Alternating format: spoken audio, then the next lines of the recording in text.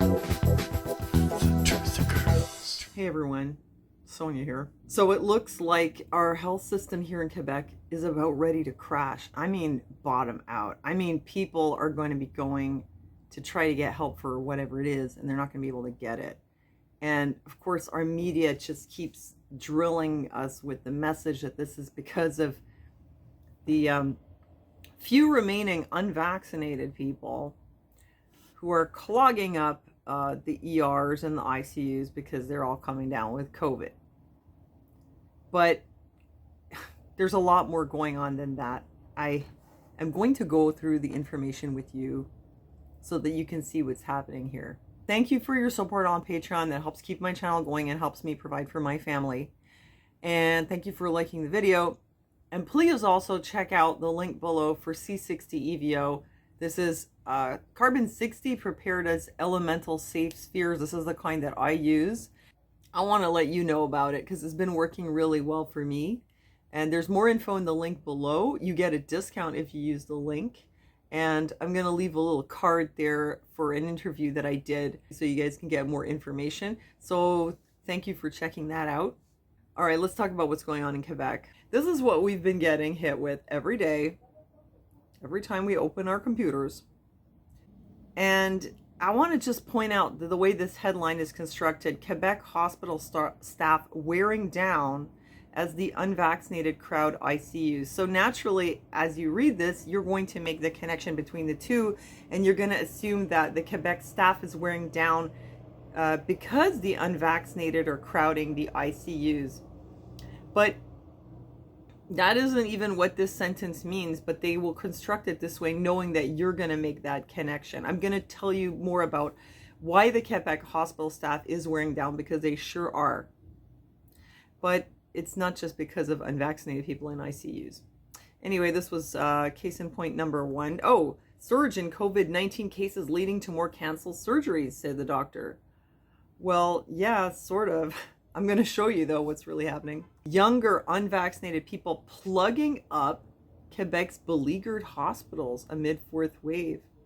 They're sick. They have very damaged lungs. They require ventilator support, says ICU doctor. I don't doubt that people are sick and have damaged lungs.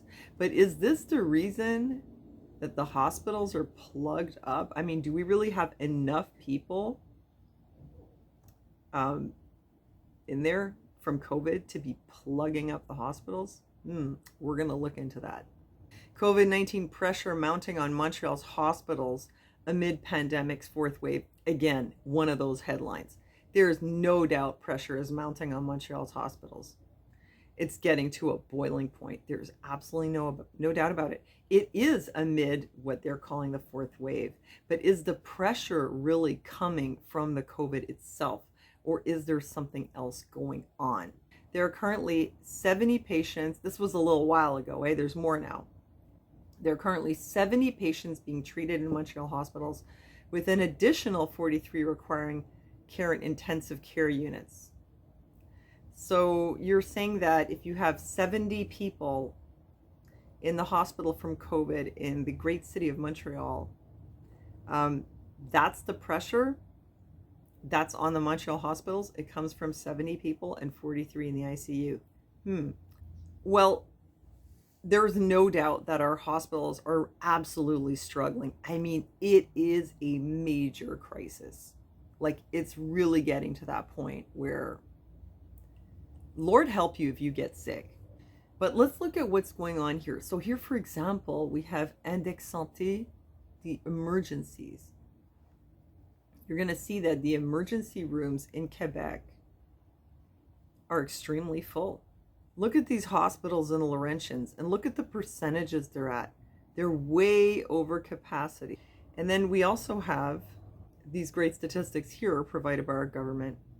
So we were looking at the hospitals in the Laurentians that are so over capacity. So Saint-Eustache, Saint-Jérôme, let's look at those. Hôpital de Saint-Eustache, 138% capacity in the emergency room. A variation from the day before, COVID patients outside of emergency is actually -2. They have a total of 5 COVID patients in Hôpital de Saint-Eustache. 5. And 2 of them are what they call guéris, which means recovered. So they literally have 3 patients with COVID in Hôpital de Saint-Eustache who are still testing positive and who are not recovered. Okay, this hospital right here at 138% capacity in the emergency room, they have actually right now 3 COVID patients in the hospital. And how many do they have in the ICU? They have 0. So whatever is happening here, this isn't because of COVID. I mean, how can it be? Saint-Jérôme, 126% in the emergency. Okay, yesterday they admitted 1 person and they admitted 1 person in the ICU. They have a total of 4 in ICU. So they have more, but I don't think that can account for all of that. Laval is supposedly a hotspot right now. Let's see what's happening with Laval. So they have like 15 people with active infection not in intensive care, and they have 5 people in intensive care. I mean, if you are the main hospital for the city of Laval and having 18 people outside of intensive care and 5 in intensive care brings you to the brink of collapse, I think you have a problem with your hospital. Actually, Montérégie, like, also extremely high. And this hospital here, Suroît, 163% capacity, okay? How many COVID patients did they take in yesterday? 0. How many do they have in the hospital outside of ICU? 3, 2 of which are recovered. So they literally have 1 COVID patient. If Suroît is at 163% capacity, it would be very hard to imagine that would be because of COVID patients.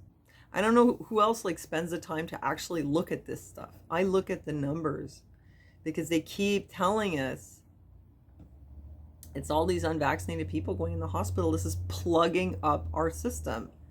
How can it be plugging it when you have like 1 or 2 patients in a hospital? And it doesn't make any sense. This is in Montreal.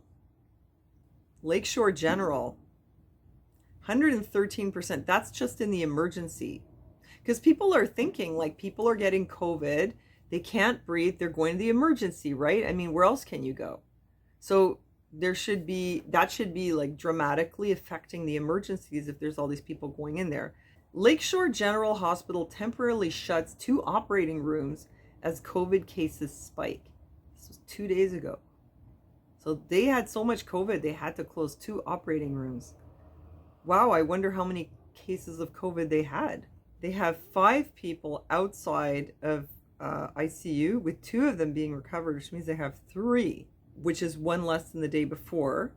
And they have 3 people in the ICU. And this is a reason for you to shut down operating rooms as cases spike. Really. You have 6 cases in the whole hospital. And that's a spike that shuts down your emergency rooms. Kate, are you guys starting to see how serious this is? 6 people in the hospital, and they're canceling surgeries. And this kind of thing is happening everywhere. Let's just look at Montreal again. Fleury, 133% at the emergency room, and they're having all kinds of problems. How many patients do they have? 1 less than yesterday for a grand total of 1. 0 in the ICU. Okay, Royal Victoria, they have 11 people in the ICU and 9 people out. And that's them right here. They're one of the hospitals that has a big ICU, so they take a lot of people. But it would be hard to believe the hospital is overwhelmed with 9 people outside of ICU. Okay, here's the Jewish, 153% at the emergency. And they tell you also like how many people have spent 24 hours or 48 hours in the emergency. Wow, you have 11 people who spent 24 hours and 4 who spent 48 hours. So like they're pretty flooded. And where's the Jewish?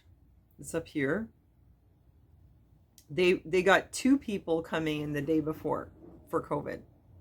So that definitely doesn't count for all of this. They have 53 beds and they had 81 people. 81 people coming into the emergency. They're at 153%. And they had only 2 people coming in for COVID. 2 for COVID. So they keep saying it's because people are unvaccinated and they're coming into the hospitals for COVID and they're plugging things up. But how is that possible when they had 2 intakes? They have a total of 11 people in the hospital. 3 of them are recovered, and they have 12 in the ICU, which, yes, that's quite a lot of people. But the reason they have so many is they have this big critical care pavilion with a lot of beds in it. So they'll purposely bring people to that hospital to put them in ICU because they have space, you know. So here's what's really going on in Quebec. We've had problems with our healthcare since like forever. Even way before the pandemic, there were always stories about people stuck in the emergency room in the hallways. Literally, like those emergency rooms were overflowing. People dying on stretchers in the hallways. Like there's absolutely nowhere to put people. People getting refused at one hospital. Oh, no, we're full. Send them to the other. They end up dying because they never make it in. This was before all this. Now, at the very beginning of this, we already had like 4,000 nurses missing. Or I'm not sure if it was right at the beginning, but this has kind of been an ongoing thing. We had 4,300 nurses missing. We were short PABs, which is orderlies. So our government had made a special program. Sorry about the noise.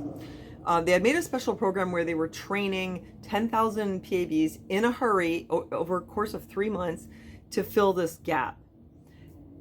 Basically, the hospitals have been really, really short-staffed. Now, during the course of the pandemic, what the government did was they put very difficult measures on the hospital staff. So they basically made their lives miserable. They had forced overtime. They couldn't choose their hours. Didn't matter their seniority. They could get moved to another department. Didn't matter their seniority. And a whole bunch of stuff like that. They were basically taking the people that were left and trying to make them work like donkeys, you know, and also ripping them off. They would promise them all these bonuses, but then because of some little technicality here or there, they wouldn't qualify. So people got burnt out. They got angry, and more people quit. So whatever we started out with as a deficit, over the course of all these months, more and more nurses have gone on mental health leave, and not just nurses but staff. They've gone on mental health leave, they've quit, they've taken early retirement, they've gone from the public to the private. So it's just like a mass exodus from our healthcare system. And what our government has done to try to, I don't know, fix the problem or patch it, actually backfired. Now, keep in mind that Legault and Dubé, these are not people. They're both accountants. So these are numbers people. I think that they're really not understanding how people operate. Like there's a lack of humanity in the way that they deal with the public and the way they deal with the hospital staff. So it's backfiring. So they get this exodus happening. And then come September, they decide that any healthcare staff who's not vaccinated by the 15th of October will be given the boot, placed on unpaid leave. At the time, there were still 50,000 people in the healthcare sector who were at risk of being booted. That was 30,000 in the public, 20,000 in the private sector. Now we are the 20th of September today, and at this point, it did go up a bit. They got 10,000 people to go get their dose in the public, but there's still 20,000 people working in the public sector who are not vaccinated. Now, if you take the time to look at who those people really are, it's not actually nurses, it's mostly orderlies. The same people that they had to do this like formation, accéléré, like this rush training to get 10,000 people. Now it's in that group of people, it's in the orderlies that they're risking losing a whole bunch of staff, right? So whatever they gained by hiring those people, they're going to now lose a big chunk of them with this mandatory vaccination thing, which a lot of these staff are not going along with. If you want to know why, well, besides like religious reasons and, whatever concerns they have about the vaccine, a lot of them already had the disease and they feel like it's unfair that the government would force them to take the shot. So for whatever reason, a lot of them are still not taking it. They're ready to leave.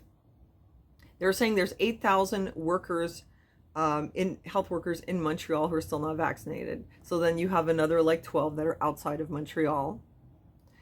On top of that, the préposés, these are the PABs, the orderlies who took that training, a lot of them are getting ready to quit.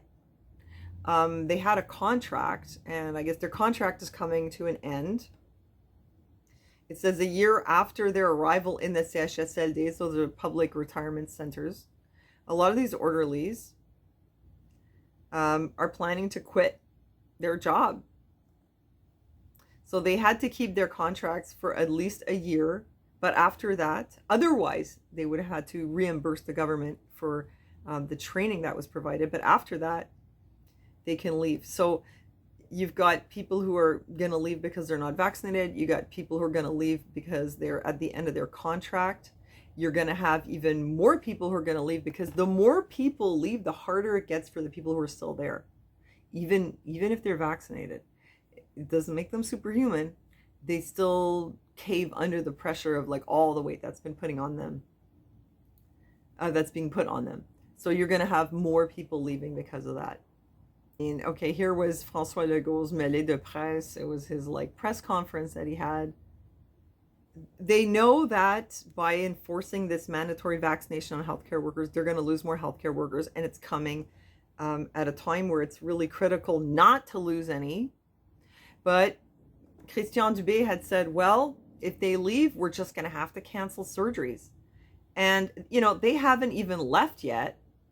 And they're already canceling surgeries. So you can imagine how bad it's going to be. But it's like they absolutely are, determined that come hell or high water, this is going to happen. They're going to get vaccinated or they're going to get the boot. François Legault had said that he would refuse to be treated by an unvaccinated healthcare worker. Christian Dubé said he would not accept for vulnerable people to be treated by unvaccinated healthcare workers. And yet he would accept for vulnerable people not to be treated at all because there's no staff to treat them. And they're closing down operating rooms. They're closing down sections of hospitals. How does it make any sense? Because actually the nurses union also was against this. The opposition parties were against it. A lot of people are like, hey, what are you guys doing? The Liberal parties actually said recently, Dominique Anglade, she said, the CAQ is losing control of their management of the pandemic. Like this is completely out of control. So yet they just say, no, this is how it's going to be. They're going to just fire all these people. It's insane. I mean, this is like a fire already. Like this is like a raging fire. Like the lack of staff is a huge problem. And now they're just going to sacrifice more lives just to have their way. How does it make any sense? And then our media keeps trying to make us think that the reason we have problems is because of unvaccinated people going to the hospitals. But as you see in the statistics, they like represent a really small percentage of the people that are in there. This has a lot more to do with the lack of staff. So there was this press conference here with François Legault, and honestly, he looked like he was sweating. He looked like he was getting nervous, not only because he was being called out on how he's dealing with his health care system crisis, but also getting called out on being a racist because of Bill 21 and Bill 96. And it was like he just couldn't understand. He was like, it's like he looked like his feelings were hurt. Like, why you call me a racist? I just want to protect the Quebec. Because you're not allowed to wear any religious symbol if you are, working for in like a public function. Like if you're a teacher, or if you're working in government, or I think even in a hospital, any like public servants are not allowed to wear any kind of religious symbol. So how do you think that's going to go over with someone like Jagmeet Singh, head of the federal NDP party, who's got a big orange turban on his head? Obviously, he didn't like it. A lot of people don't like it. And François Legault just cannot understand, he cannot understand why it's not okay to tell people that they can't wear certain kinds of clothing while they're at work, when that means that people who wear those clothing for religious reasons may not be able to hold those jobs. Like, he just doesn't get it. And anyhow, François Legault was looking very upset and very hurt, and he's sweating. And still, he doesn't want to back down. Horacio Arruda said they might have to back down on the compulsory vaccination of healthcare workers. So it's kind of like Dubé refuses. He's like, No, no, no, no. It's got to be this way. I refuse to accept that a vulnerable person would be treated by an unvaccinated person, even if that means they can't be treated at all. I refuse. You know, like there's a certain amount of ego stuff going on here. Once they've said it, they've decreed it, they don't want to be seen as having to back down. So then he just kind of like passes the ball to Arruda. Well, you know, this is not me. This is Arruda. This is his business. Arruda is not closing the door to an about face on the compulsory vaccination of healthcare workers. In particular, there are fears that the shortage of nurses and other workers will worsen if workers are suspended. You think? You think? Yeah, I think it's a good possibility. I mean, it's complete insanity. So, at this point, the CAQ, their solution to this problem, it's really quite ridiculous. They think that if they lure the retired nurses back with these really, really high salaries and they get dibs on where they want to work, then that's going to solve the problem. Because, like, hey, we'll get all the retired nurses back. I don't think so. The retired nurses know how crappy the conditions are. Probably not too many of them are going to want to do it. But on top of that, the nurses that are already there, they don't like the idea that someone else is going to come in and get paid a whole lot more than them, and that they're going to have to get shifted to a totally different department because some retired nurse is coming in and she gets dibs. So there's all kinds of problems. And even if you do that, you think you're going to have enough nurses to make up the 20,000 unvaccinated workers that you sent on leave and all the other people that quit because they just couldn't handle a strain? You think you're going to have that many people come in? Really? You're going to have that many retired nurses? I don't think so. That's what happens when you have an accountant as your health minister. Now they're talking about having a new like reform of the Quebec health system, which a lot of people are already saying, like, are you kidding me?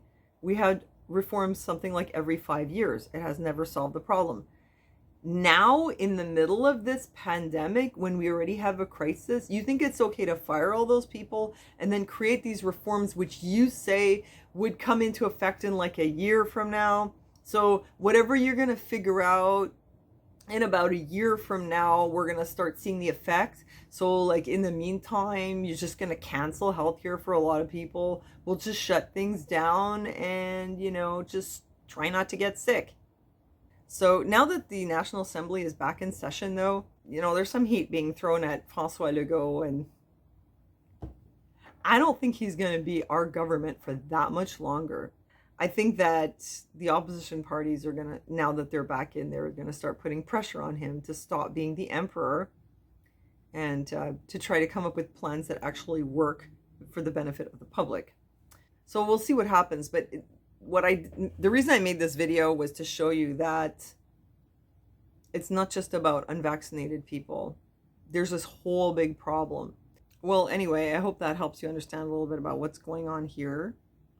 And I hope you found that interesting. So thanks for hitting like and for your support on Patreon. And don't forget to check out the link below for the C60 EVO. And thanks for listening to me. And I'll see you next time.